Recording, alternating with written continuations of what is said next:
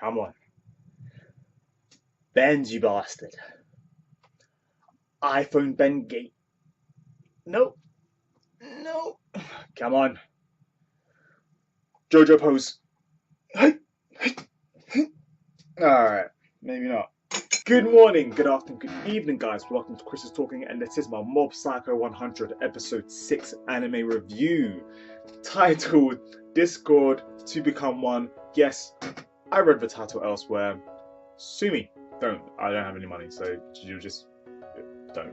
But yeah, so this episode was really good. I mean, like, so many things happen inside this episode, from characterization, exposition, character development, the plot thickening, and being introduced to other people in the school and their mindsets. And I love how one didn't focus it, well, not even it, but the series. So the series has been showing interest in other people's mindsets and their viewpoints of what has been going on. At first I was kind of worried that this episode was going to be kind of like a reflection episode, like they've been doing some anime episodes, whereas like after like maybe 6 episodes in, they do a little brief, oh, just in case you didn't watch the last few weeks, and they tell you quite a bit of what happened. I'm like, I just fucking watched it, I don't need this.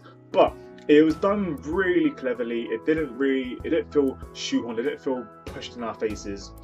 And I love how what Mob did in last week's episode gets carried over to this week's episode, and it's not a episodic kind of series where something happens in one series, it goes on and they just move on. Like, they do talk about the stuff that has happened, like Reagan bringing up the fact to Mob at the beginning of the episode, which was one of Mob's few scenes about like, like, don't worry about what's happened, because Mob explained to Reagan what he did in the last episode. That's what I'm talking about, what's happening.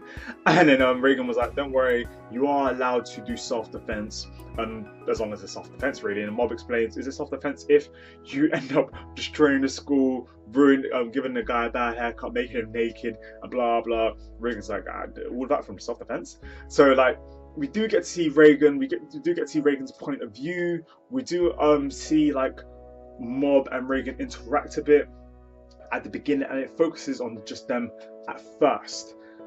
It then slowly progresses after that part of like information and backstory telling into Ritsu and about his mindset and about how he feels. Now, we did get a bit of that in last week's episode, but a majority of this episode, at least half of it, was about Ritsu and about how he felt. And from Ritsu, we got introduced to other people called, like Shinji, who was the student council president person, who is a crooked motherfucker. Sorry, excuse my Latin. He is a prick. I mean, seriously, like, and we see why. Not like it's justified, but we do see why. Like, he goes home, and the first thing his parents, his mum and his older brother or something, ends up saying to him is, oh, you only got 70% of this. Are you really my brother?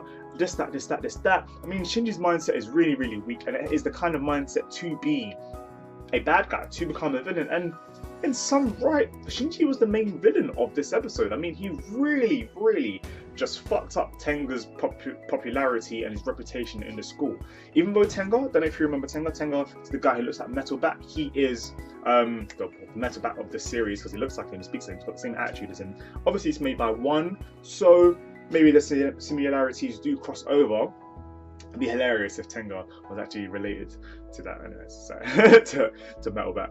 But yeah, so like, Shinji really ruined Tenga's popularity and how he is. And even though Tenga is like a delinquent, Tenga's actually been going to school every single day. He's never had one day off. He's never been late once, and they've really tried to emphasize this in this episode. And it's crazy how one managed to give us so much like characterization for certain people in such a short time. Obviously, this is the anime, and the manga would have been slightly different. But even then, in the manga, in several chapters, they managed to give that amount of characterization without making it seem too long or making us miss Mob too much or this or that. We really got to see a few people, and I love how we're actually building this world more and more as the episodes go by to make you realize how strong Mob is. And I really wanted that, because I didn't want it to just be Mob is powerful, accept it, Mob will go 100, yeah, that's that. No, it's kind of like, all right, these are other people in the world, these are other people in his school, and I love how they're all connecting each other to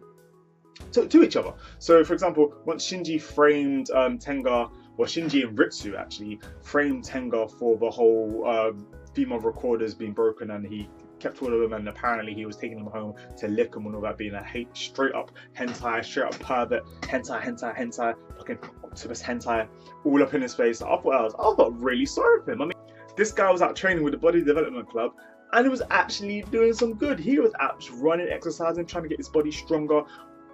Maybe not for the right reasons. He did do it to be stronger, to beat up people from other schools, but he was busy. He was training himself. He had an alibi, and I don't like how nobody wanted to listen to him. And I find it hilarious how they had this like flashback to like, oh, who's gonna support me? And then he thinks of the girl from his childhood. He looks at her. Her face is just bland, and it straight up changes to like disgust. And I'm like, oh man, burn! And like literally just drilled him, burn him into the ground.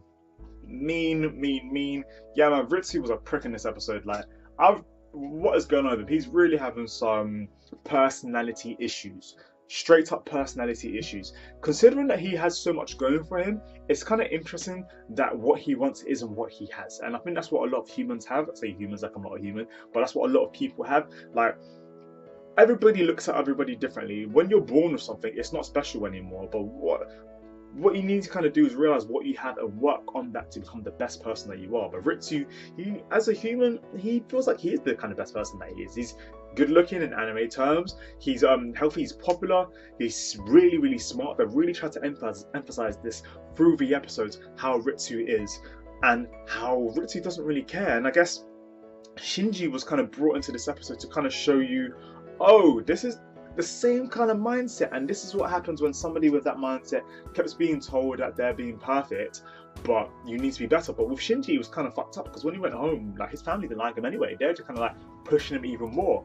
But Ritsu, he goes home and his family are like, you're doing really well. So I don't really get what Shinji was trying to do. He's trying to do some fucking like some Madara shit to him. So like, okay, fair enough, but it was kind of working. And because Ritsu's mindset is weaker right now, he is basically, I don't know, I think he's going to stray to another path. Could be the main villain. Okay, that is a huge fucking non-possibility, but it would be hilarious if Ritsu was the main villain, because if you saw at the end of the episode, Ritsu did actually manage to bend the spoon, and Dimple has returned. He managed to see Dimple, and they actually did try to tell us so many times in the past few episodes, you can't see the espers unless, not espers, you can't see the spirits and stuff unless you have an esper ability. And that's why Mob's the only person who could see Dimple in the last episode and the past few ones. Only Mob and the blonde guy, sorry, didn't even try to memorize his name for this review, but only Mob and the blonde guy from the previous episode would have wanted to see Dimple. Nobody else could. That's why Mob could walk around with Dimple and just literally have the conversations with him, and nobody could see him. But now Ritsu saw small Dimple, who's been revived. I'm not really sure how, but yeah. So Ritsu, hey, apparently he's got slight psychic abilities. It looks like Dimple could be taken down a stray path, as it shows at the end of the episode. Sorry, this video is going really choppy and screwy. I do apologize for this. So yeah, so this has been like a proper interesting episode. This episode was split into two different parts. Mob and Reagan, one part. Ritsu, Shinji, and the whole issues in school, and Tenga. Well, okay, Mob was like a quarter.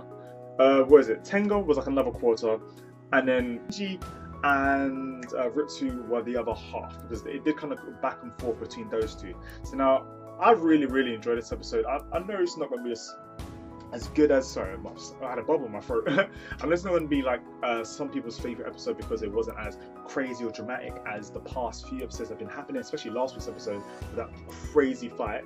But it was good. It was really good. It is good to have episodes like this where we get to have loads of characterization, exposition. Like everything about this was really good. I'll give this a strong 8.5 out of 10. I'm interested to see where it goes next week. I'm interested to see whether we'll see more about the 5 other espers, those shit espers. Oh my god, they were terrible. They were absolutely terrible. What the fuck are they about? I swear, like one of them were like brothers who could like kind of choose the same card or some bullshit. It was kind of like send each other wave signals, but it's kind of like Ritsu was like, but you can email. What the hell? Why would you need to do that? There was some guy who could like make fire appear, which was weaker than a lighter, what the fuck? There was a girl who could, her probabilities were like 60%, 66%. That's useless. That's useless. Humans are 50%, so 66% is only 16% more than humans. Get the fuck out of town. So yeah, like yeah, I can see why Ritsu got rage, but he really needs to calm the fuck down. Maybe Mob's going to be the person to give him a slap around his face and be like, look, calm the fuck down. These powers aren't always good, and you'll be cursed with it, especially if you take it out of control. Ritsu's power was developed and manifested by his rage at the very end. Maybe that's the connection between himself and Mob, and why Mob's powers got manifested. Who knows? Maybe it's because they keep too much feelings and emotions inside, and when it bottles up, it comes out. And maybe that was Ritsu's 100. I don't know, just spoon bending, but hey, from 0 to spoon bending, that's 100. So yeah, that's 100 enough for me. But yeah, guys, what do you think of this episode? What was your favorite part of this? Who was your favorite character that had their backstory in this? Did you guys feel sorry for Tenga? Because boy, I felt really sorry for him. Are you interested to see whether Ritsu becomes a good guy or a bad guy? If you've seen them, if you've read the manga, don't tell me. But like, what do you think it's gonna go? Like, is it going good? Are we gonna get more from Ritsu? And yeah, that's about it.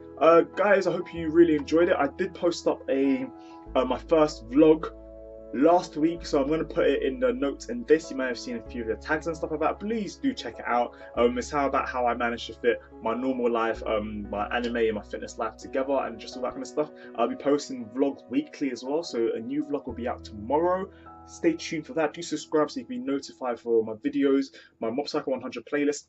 Follow that and everything else. Have a great day, guys. It's been amazing talking to you guys.